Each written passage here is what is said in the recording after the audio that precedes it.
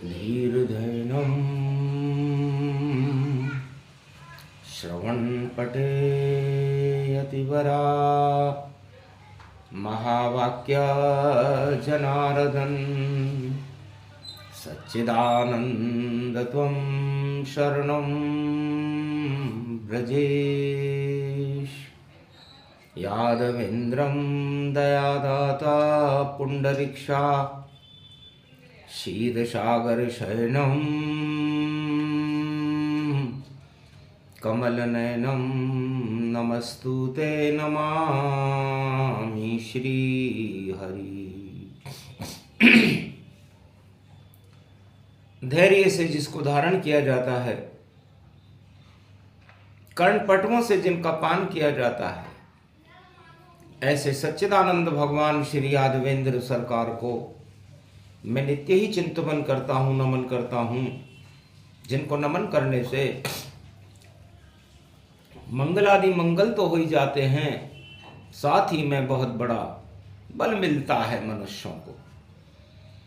राम जगत में बड़े हैं, राम है सूर्य समान, राम हमारी आत्मा और राम सबे भगवान। राम रामेति रामेति रमे रामे मनोरमे सहस्रनाम तत्वतुल्य राम नाम वरानने। ओम रामचंद्राय नमः, राम भद्राय नमः, राम रामाय नमः, राम शिवाय नमो नमः। श्री रामेश्वरम शरणम शरणम। ओम कुमारिका क्षेत्राय नमः। वीणा पुस्तक धारणी हंसारूढ़नी सकल सिद्धिम गुणदायकम प्रतिभूतम परम प्रसन्न मुक्तिदायिनी। यदा यदा धर्माणि शक्ति जगदम्बे नमामि भगवती परम प्रसन्न मुक्तिम। ज्ञान चक्षु जिह्वा निवासो सदा दयम दधि अक्षरतारिणी। सरस्वती अंबिका अंबिका भगवती भयहारिणी शोक निवारणी दोष निवारणी रोगादि भय विनाशिनी जगदम्बे नमामयम्। हे सरस्वती वाणी ब्रह्माणी शक्ति रूप भवानी हो, और त्रिलोक में चारों युग में जिह्वा पर तुम वाणी हो। वाणी से वेद प्रगटते हैं, वाणी से गीता प्रगटी है, और 4 वेद 6 शास्त्र 18 पुराण सब वाणी की ही शक्ति है। तो वाणी से लिखने लगे तुलसी मानस ज्ञान, और कलयुग में लिख दिया रामचरितमानस ग्रंथ महान। ज्योतिष इसमें पूरी है और नवग्रह इनमें मान, और कैसे चलते हैं नवग्रह दिया तुलसी ने ज्ञान। रामचरितमानस तुलसीदास भगवान वाणी में फरमाते हैं कि शिव जी का तीसरा नेत्र ज्योतिष है। इसमें 12 ज्योतिर्लिंगों की ज्योति रहती है, और ज्योतिष में भी 12 ही ज्योतिर्लिंग होते हैं। चित्रकूट पर काशी विश्वनाथ के ज्योतिर्लिंग की शक्ति से मैंने रामचरितमानस का प्रागट्य कलयुग में विक्रमी संमत 1600 के मध्याह्न काल में किया। उस समय भारत के अंदर मलेच्छ विद्याओं का बोलबाला था, और उस मलेच्छता को हटाने के लिए भगवान राम की चरित्रावली को मुझे गाना जरूरी था। हनुमान जी की प्रेरणा हुई, और उनकी प्रेरणा के बाद में चित्रकूट में बैठ करके रामचरित्रावली लिखने लगा, जिसमें मैंने 9 ग्रहों की व्याख्या की। आज तलक कोई जान न पाया, और 7 कांड नवग्रह की माया। 7 पंच चौपाई मनोहर जानी जो नर उर धरे।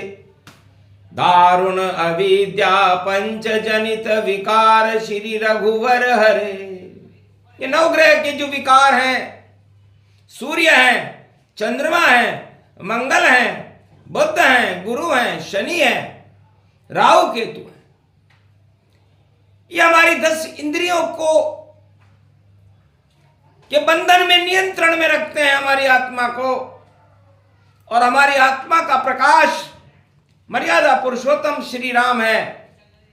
इसलिए भूत भविष्य वर्तमान देखने वालों और भूत भविष्य वर्तमान को ज्योतिष में बताने वालों, आपने ज्योतिष अनुसंधान तो बहुत किए और करिए और कुंडलियां भी देख ली, लेकिन आज हम आपको एक ऐसा सूत्र बता रहे हैं।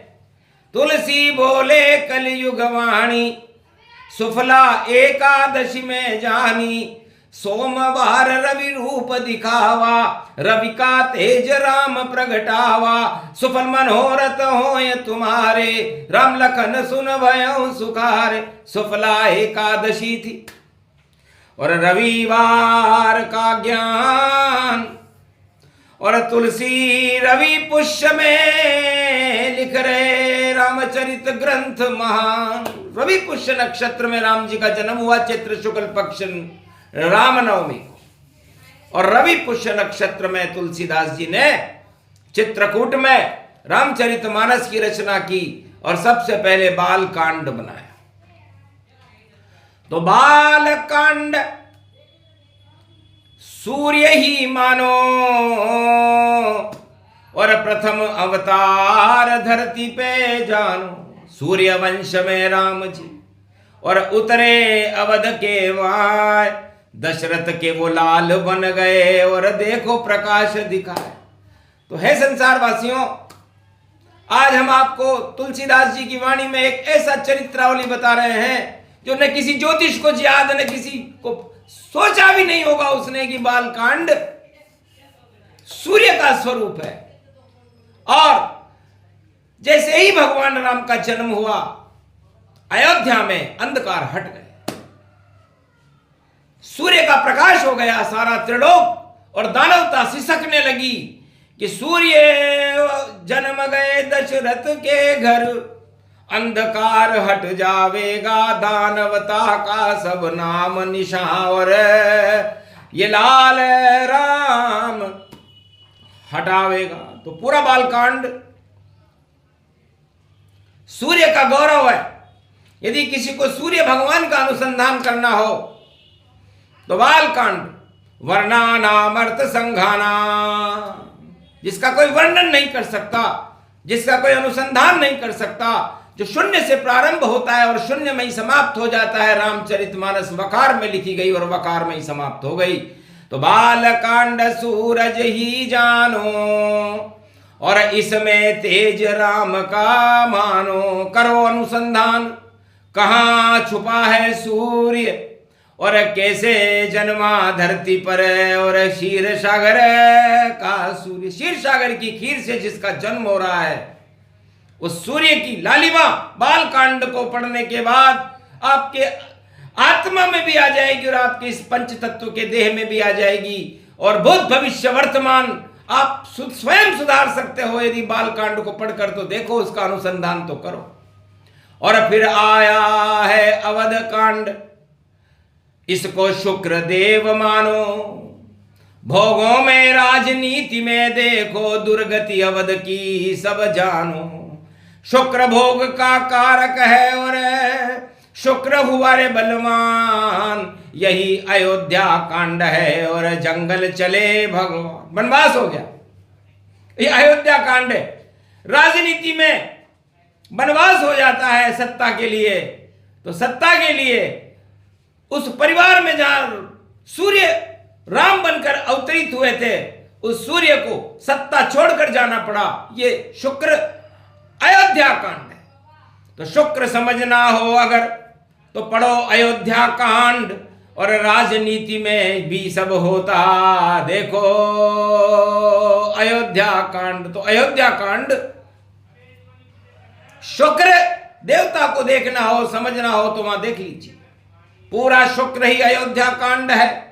और राजनीति की चाल, और शुक्र भोग को छोड़कर राम चले वनवास। और फिर उसके बाद अरण्य कांड, जंगल गतिमाना, देवगुरु बृहस्पति जाना। तो राम चले जब जग बनवासा, और किया गुरु ने दिव्य प्रकाशा। सारे गुरुओं से मिले रामचंद्र भगवान। ये अरण्य कांड है और यही बृहस्पति ज्ञान। देव गुरु बृहस्पति की शक्ति और गुरुओं की शक्ति प्राप्त करने के लिए भगवान जंगल में गुरुओं का आशीर्वाद प्राप्त कर रहे हैं। तो पूरा अरण्य कांड गुरुओं का आशीर्वाद है। गुरु ग्रह देखना हो तो अरण्य कांड पढ़े।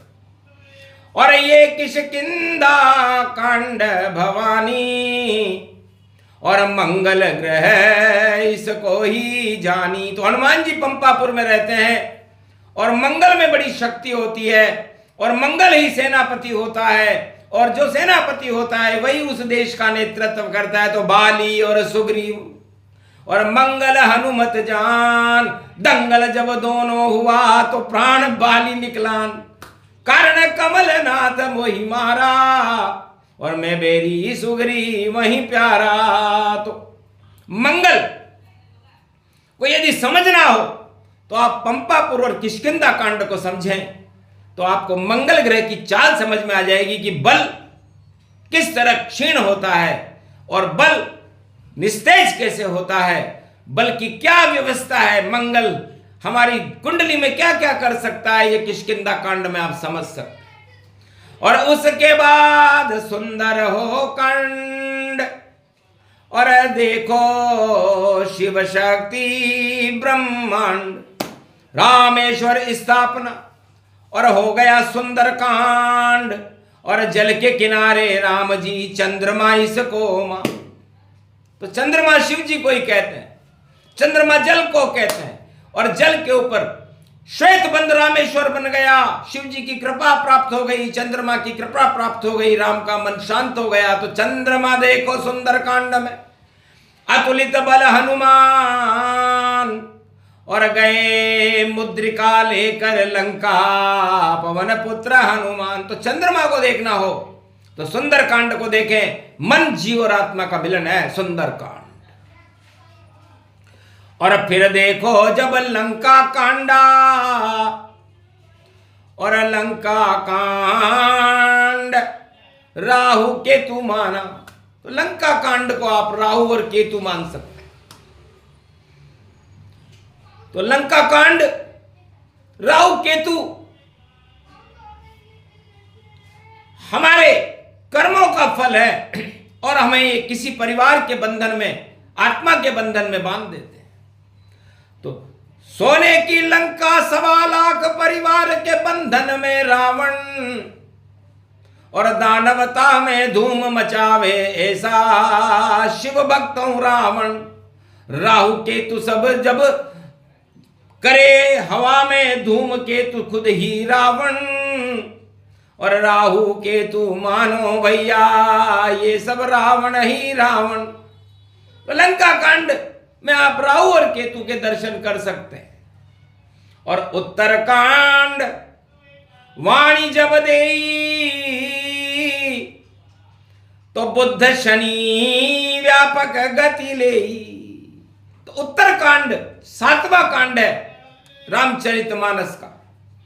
उत्तरकांड उत्तर देने के लिए जिह्वा की जरूरत होती है, गले कंठ की जरूरत होती है, उसे बुद्ध मानो।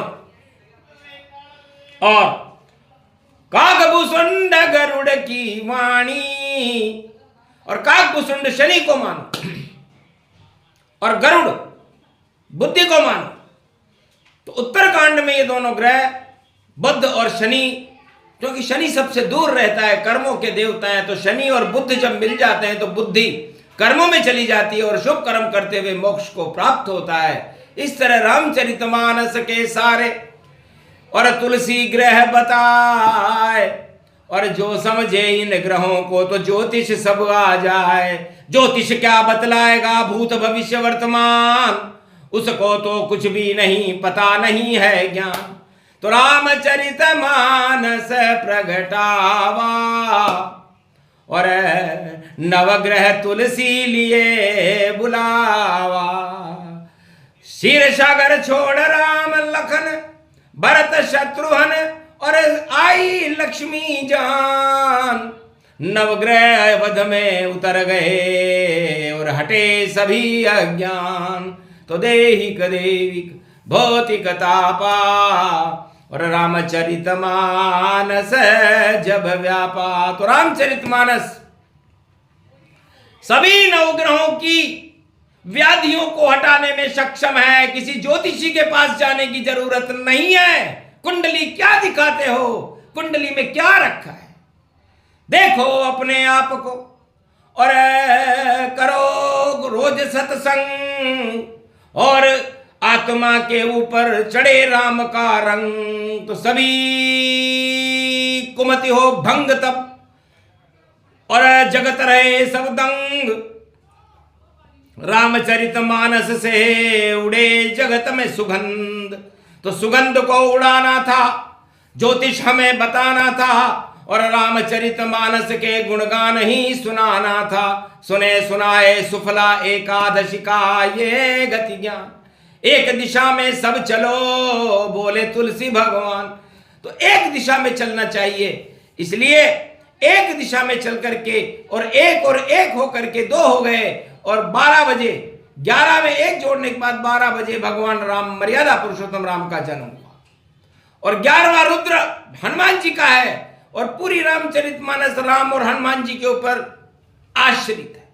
राम चरण हनुमत अनुरागी, और राम चरण की लगन जब लागी। अंधकार सब दिए रे हटावा, और भूत भविष्य वर्त चमकावा।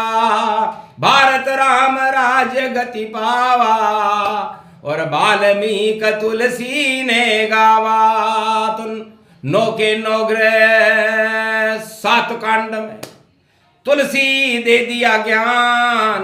रामचरितमानस का भारत वालों कर लो अमृत पान। सुफला एकादशी है, सुफल मनोरथ होय, राम कृपा भारत और भक्तों पर भी होय वाणी। पर श्री राम ने और बजरंग रख दिया हाथ, जाओ वाणी जगत में करो राम विख्यात।